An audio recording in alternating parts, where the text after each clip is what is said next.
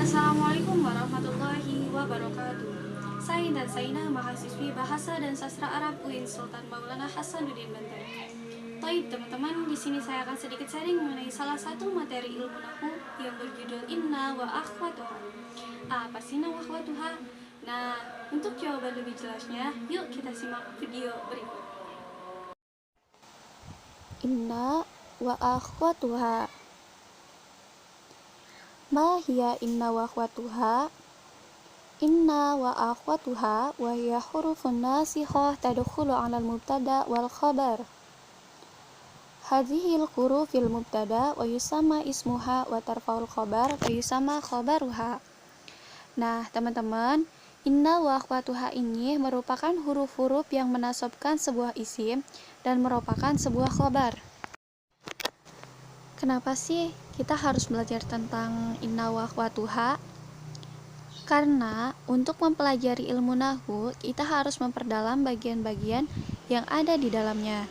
Nah, salah satunya ialah inna wa akhwatuha, di mana inna dan kawan-kawannya merupakan sebuah isim yang kemasukan mubtada dan khobar. Adaduha sitatu ahruf. Nah, teman-teman, jadi huruf inna ini nggak sendiri.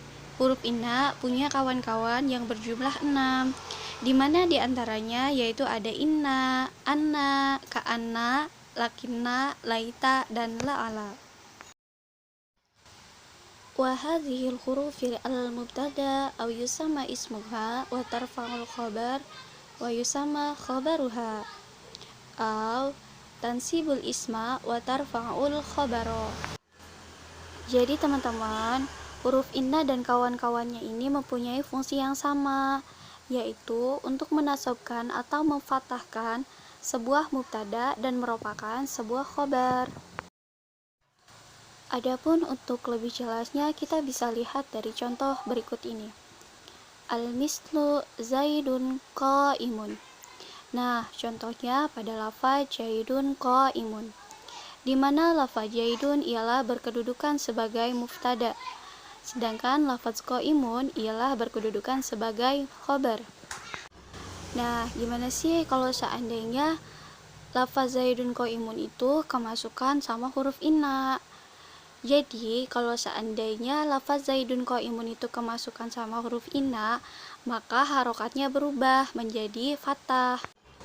Nah, yang semulanya lafadznya zaidun qaimun, maka setelah kemasukan huruf inna berubah menjadi inna zaidan qaimun.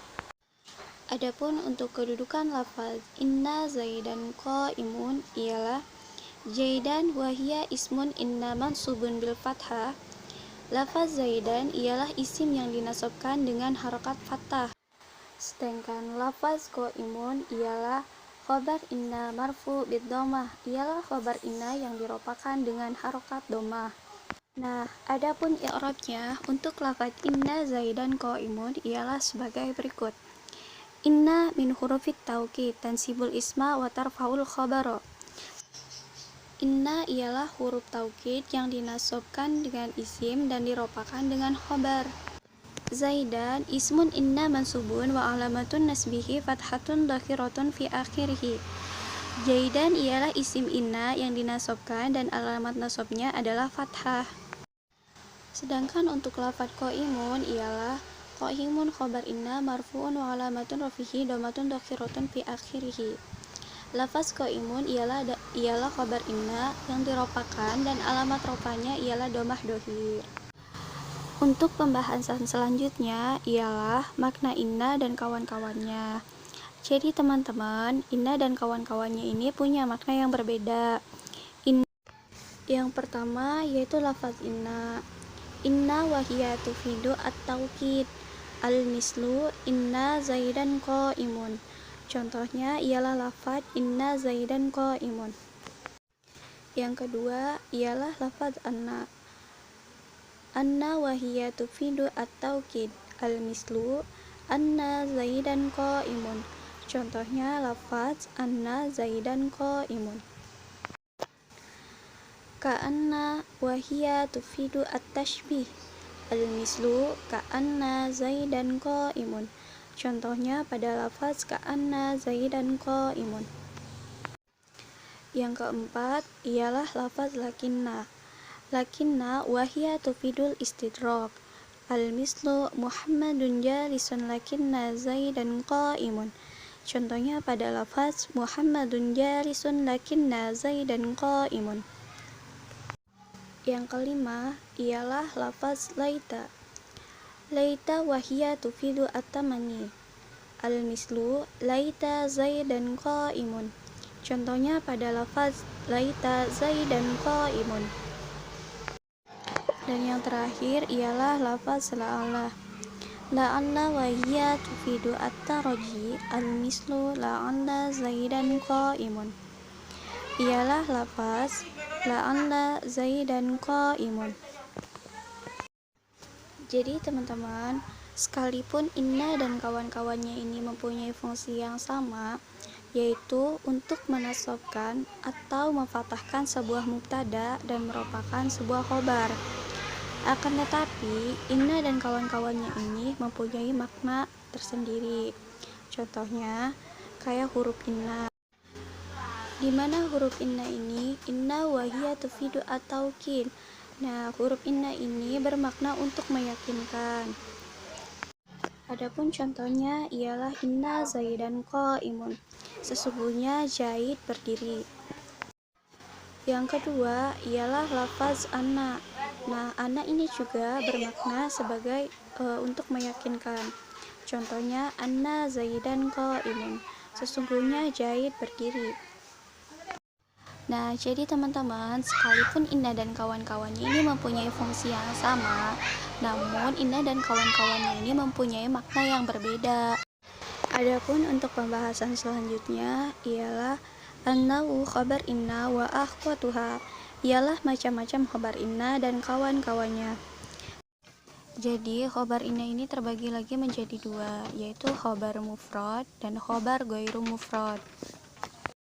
Jadi khobar mufrad ini ialah khobar yang berupa satu kalimah atau bukan jumlah dan bukan susunan jumlah atau syibhul jumlah. Contohnya pada lafaz al-muslimun qa'imun. Laki-laki muslim itu adalah orang yang berdiri. Lafaz qa'imun di sini ialah termasuk khobar mufrad karena berupa satu kalimah, bukan berupa susunan jumlah atau syibhul jumlah.